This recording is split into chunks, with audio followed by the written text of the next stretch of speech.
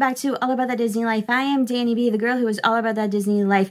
We now move on to the next attraction for Epcot. It is Living with the Land, which is located in the World Nature section of Epcot. So here's a little bit of backstory for this attraction. This is a slow-moving boat ride consisting of a dark ride and greenhouse tour located within the Land Pavilion at World Nature. This attraction opened back in 1982. The focus of the ride is on agriculture, especially new technology to make agriculture more efficient, sustainable, and environmentally friendly. And the World Nature area, it was formerly called the Future World section of Epcot. I do remember that when it was called Future World. So the ride experience. The dog ride portion of the attraction opens with a scene of a decadus forest in the middle of a thunderstorm, illustrating how the focus that shaped the land can appear destructive to us. The boat then sails through artificial biomes representing a tropical rainforest, a desert, and the American prairie. Some of the audio animatronic figures in this section were originally created for the never-built Magic Kingdom attraction Western River Expedition. The biomes feature sound and lighting effects, in addition to heat, wind, and mist to simulate real conditions. The boats float through a small theater that illustrates the relationship between humans and the environment, and the ways that we have been modifying the land to better serve our purposes. The second part of the attraction takes place in the Land's Living Laboratory, which showcases ideas about the future of agriculture. All of the plants in this section are grown through various methods of hydroponics.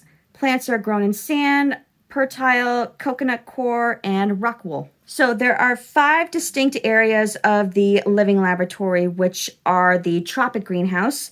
This greenhouse features crops from the tropical areas of the world, including both familiar and exotic foods. Plants on display include banana, cacao, jackfruit, date plum, dragon fruit, vanilla, cleome, pineapple, java apple, and papaya. The second greenhouse is the aqua cell. This section focuses on aquaculture or fish farming. It includes several high-density tanks and a few low-density display tanks and tubes. Animals on display include tilapia, sturgeon, paddlefish, catfish, bass, American alligator, and shrimp.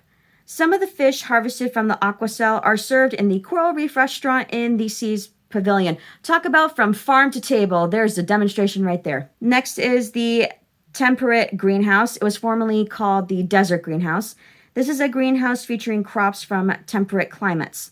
Currently, the temperate house showcases large-sized crops such as prize winner and Atlantic giant pumpkins, winter melon, pomelo, and 9-pound lemon. Other crops include sunflower, beets, turnips, cotton, millet, and casa bananas. The next greenhouse is the string greenhouse. This was formerly called the production greenhouse. This greenhouse focuses on innovative high-density techniques such as nutrient film technique. It also shows off vertical growing techniques in which plants are grown on specialized trellises, which cause the herbaceous plants to approximate the shape and structure of trees. Other crops include eggplant, peppers, winged beans, lettuce, and snake gourd.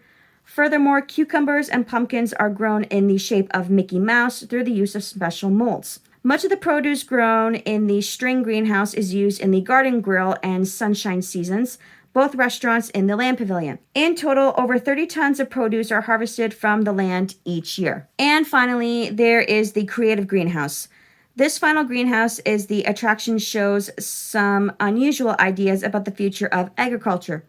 Most of the plants in the Creative Greenhouse are grown via aeroponics, in which a fine mist of water and nutrients is sprayed directly onto the roots of the plants. The roots dangle freely in the air and are not hindered by any growing medium. Some of the plant's roots in Creative House are enclosed within rotating columns and A-frame structures, while others are completely exposed to the open air, at least temporarily, so that the entire plant may be viewed by the guests on the boat ride. Creative House also features a small exhibit of NASA hydroponic growing units, which were developed for use on extended-length space journeys. Crops on display include tomato, squash, lettuce, basil, rosemary, cabbage, super dwarf wheat, Swiss chard, marigold, and snapdragons. Additionally, the Living Laboratory also contains the Biotechnology Lab. This is attached to the Creative Greenhouse. The Biotechnology Lab is a sterile research environment. Several USDA scientists are on site at the land performing research on crop improvement. The land also produces a product called Mickey's Mini Gardens in the Biotechnology Lab, which are available for purchase in several locations at Epcot. Then there is the Integrated Pest Management Lab. It's an entomology laboratory that raises beneficial insects for use in the land and all over Walt Disney World property. It's not visible on the Living with the Land boat ride, but is visited during the behind the scenes backstage tour. Insects raised here include tiny stingless parastoid wasps and ladybugs. The ride then concludes with a lighted collage of people and produce from all over the world, along with a projection of Earth as seen from space. So this attraction has holiday overlays. During the Epcot International Festival of the Holidays, the attraction is transformed into Living with the Land glimmering greenhouses. While the dark red portion of the attraction remains unchanged, the greenhouses are enhanced with holiday lighting and decorations, and the narration is updated to describe how the foods produced in the greenhouses are used in holiday celebrations around the world. This version of Living with the Land, it replaced an attraction called Listen to the Land.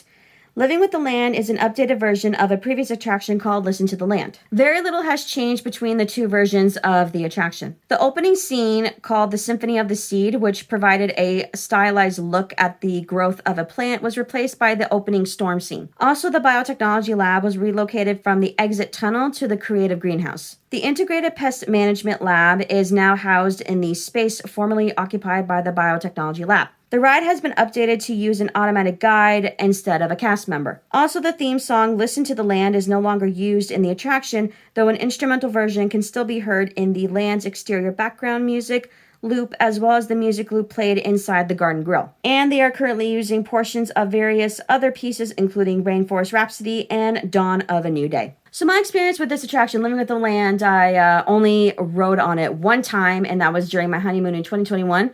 My husband just thought it was a nice riverboat ride, and he had been talking about it, like, have you ever heard of Living with this Land? And I didn't find any incidences with this ride, but he did tell me that a lady at Walt Disney World got out of the boat ride to pick a cucumber from the exhibit, and she has now been banned at Walt Disney World.